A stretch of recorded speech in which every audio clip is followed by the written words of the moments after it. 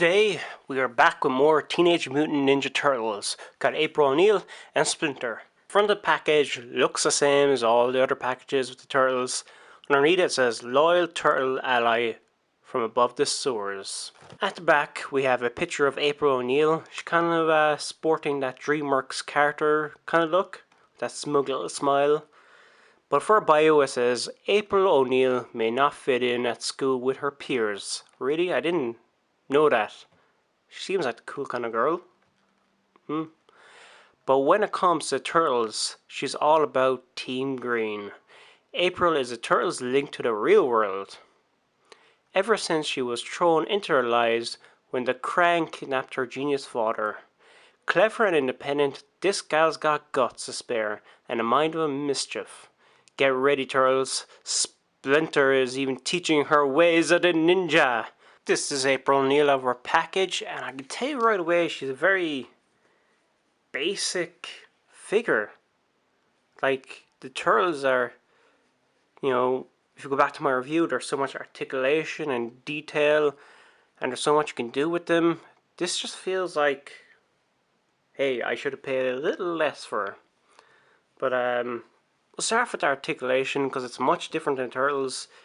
She's got no articulation on the knee or anywhere on her leg. You can move her whole leg forward and you can't move it back, and that's it. Her leg just goes back and forward. I guess with the less teachings, less articulation. Her arms are the same. Well, she does have movement here just below the elbow. Can do 360 degrees. Her arm can move in and out all the way around, and there's no waist articulation, and her head can move 360 degrees, and it can move up, down, left, right, and all that stuff. So her upper body has a lot more articulation. Oh, she's got some waist articulation as well. 360 degree waist articulation. So the upper body is pretty impressive for the articulation, but there's nothing really down there. And she doesn't really stand all that well. Just feels like she's gonna hop to the side or something. That Dreamworks looking face translates over to the figure nicely. She has big blue eyes. She's got ginger hair. She's got a yellow strap going around her head, and she's sporting the same clothes as she does in the TV show. It's a yellow. It's probably different to the way the camera's picking up, but it's a light yellow with the number 5. It's a jersey. There's nothing on the back. She's got blue shorts and blue socks, and she's probably wearing Uggs. They look like Uggs. April's main weapon is a bow staff. I'm guessing Donatello probably gives her a bow staff because he loves her. Other weapons, you get a kendo stick, you get a sword, you get some throwing stars, what looks like grenades, or maybe those eggs Donatello made that make you disappear, and of course you get a nightstick. I think it's a nightstick. But all the weapons are plain, all brown, nothing special to them. The bow does nicely sit in her hand. It can come a bit loose. Overall, April, I like her on the show. The figure is not fantastic, but it's it's very simple, it's basic. But I guess the character is like that as well. She's not going to be doing a lot of crazy ninja moves as for now. So yeah, she is what she is, and I'll give it a 7 fingers out of 10. I'm just going to knock off a mark because it just seems like they could have done a lot more with this figure in terms of articulation, especially with the legs. The face could have had more detail to it, and something just underwhelmed me with this figure. I just paid too much for this April figure. She should have been cheaper. Let's move on to Splinter. Okay, this is Splinter. It says he's an honorable sensei of the Ninja Turtles. Protective and precise, Splinter is an unmatched ninja master with a playful and deep spirit that probably comes in handy when raising the turtle sons, his mutant turtle sons. Leonardo, Raphael, Donatello, Michelangelo. Once a human known as Hamato Yoshi, Splinter continues his tradition of teaching ninjutsu, fighting the evil Foot Clan. Let's open this guy up and have a look. What is up with this paint job? Splinter's face is almost covered in white, when there's only little bits of white here, but it goes all the way up around his eyes, even above his nose. Like his nose is pink, like the pink goes back a bit further, but it's just all white here. This is very disappointing.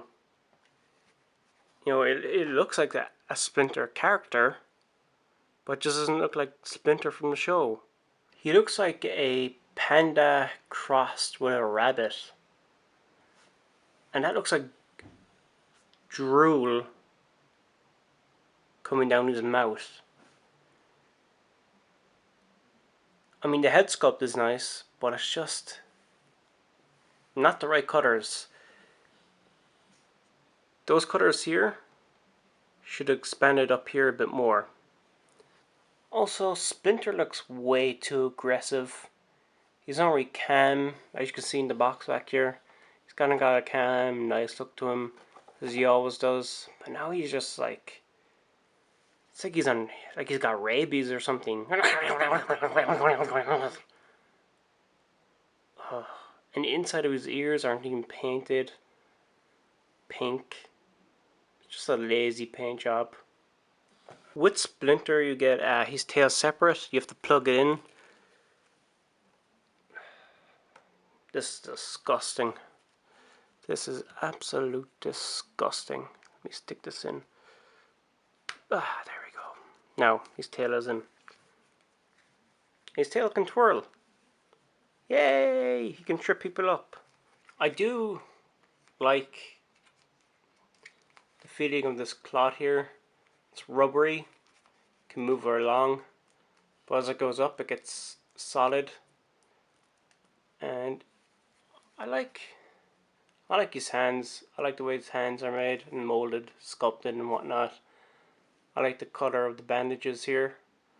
They're nice. The belt buckle has a bit of black to it. But it just feels like there's just something lacking in color.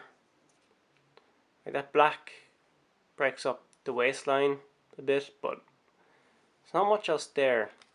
His feet are kind of hiding away. See, his feet are grey. He's got grey fur, and also his bandages are grey. So they didn't really try to you know, I don't even know if in the show his legs are grey, he's got grey fur here, or if it's the brown and black that extends down here. With Splinter you get his staff, and the best way to look at it is through light, because it's see-through. It's cool, got that green color. I think that's pretty awesome. The weapon fits into his hand okay. It's not the tightest grip. It's like April O'Neil. You know, if you're playing around with it, it may come loose. It does stay in a little bit better than how April's grip is. I'm going to be kinder to Splinter than I was with April. I'm going to give Master Splinter an 8 out of 10. I'm knocking off a mark because the painting on the face is horrendous, and the mold isn't great. I don't like that fierce look on him.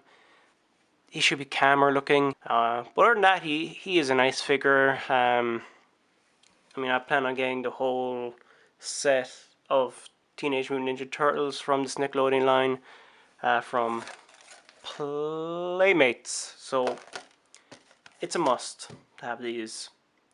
I'd recommend them, but only if you're a die-hard fan of the new show. If you're not, put your money on your wallet and walk away. Just get the 4 boys in green.